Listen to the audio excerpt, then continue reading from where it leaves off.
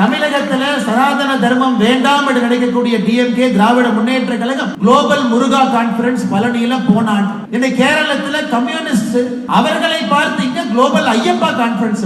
இருவரும் கடவுளை பற்றி பேசுவதற்கு அடிப்படையில் எந்த ஒரு தகுதியும் இல்லாதவர்கள் அன்பு சொன்னார். 2018-19 கேரளால இதே பந்தளத்துல கம்யூனிஸ்ட் கட்சியினுடைய தொண்டர்கள் முதலமைச்சர் அவர்கள் கட்டவில் தட்டியுளியத்தை பார்த்து அடித்து உதைத்து மக்களை யாருமே சேருவதற்கு இடம் கொடுக்காம காவல்துறையை வைத்து கட்டுக்கோப்பாக அவர்களாகவே பெண்களை உள்ளே அழைத்து சென்று வழிபடுவதற்கான எல்லா வேலையும் செஞ்சுட்டு இன்னைக்கு நீலி கண்ணீர் வடிக்கின்றார்கள். ஐயப்பனுக்காக நாங்கள் இருக்கிறோம், ஐயப்பனுக்காக எப்பொழுதும் பேசுவோம். இதுல ஆச்சரியம் என்னன்னா, கடவுளே இல்லை என்று சொல்லக்கூடியவர், கடவுளை நம்பாத திரு விஜயன் அவர்கள் மேடைக்கு வந்து பகவத்கீதையை பத்தி நமக்கு பாடம் எடுக்கிறார். ஆச்சரியம் பாருங்க. ஒரு அப்பதான் நினைச்சேன், கேரளால கம்யூனிஸ்ட்காரங்க எல்லாம் இன்னைக்கு பகவத்கீதையை படிக்க ஆரம்பிச்சாங்கன்னா என்ன ஆகும் யோசிச்சு பாருங்க. நம்முடைய தமிழ் மண்ணில் ஐயன் திருவள்ளுவர் திருக்குறள் எழுதியிருக்கார். கொலை மேற்கொண்டாரில் கொடிதே அலை மேற்கொண்டு அல்லவை செய்தொழுகும் வேந்து.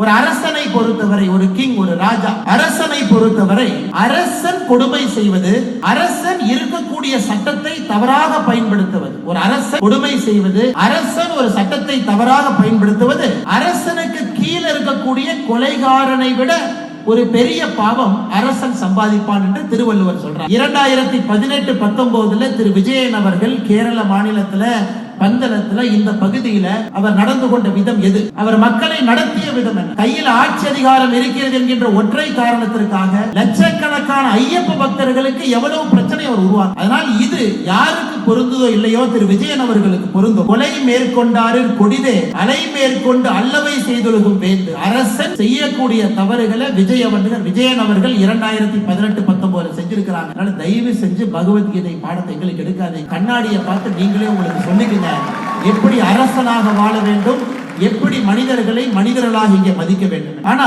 திரு ஸ்டாலின் அவர்களையும் திரு பினராயி விஜயன் அவர்களையும் நான் அவர்களை எப்படி அழைப்பேன் என்று சொன்னால் நாஸ்திக் டிராமாச்சாரி என்றுதான் அழை. அதாவது நாஸ்திகத்தை விரும்பக்கூடிய, டிராமா நடத்த வேண்டும் என்று நினைக்கக்கூடிய இரண்டு நபர்கள் இணைந்து நாஸ்திக் டிராமாச்சாரியாக இந்த நிகழ்வை நடத்த முடிந்திருக்கின்றார். அது அந்த நிகழ்வை பார்க்கும் பொழுது யாரும் வரவில்லை, இருக்கைகள் எல்லாம் காலியா இருந்ததுங்க.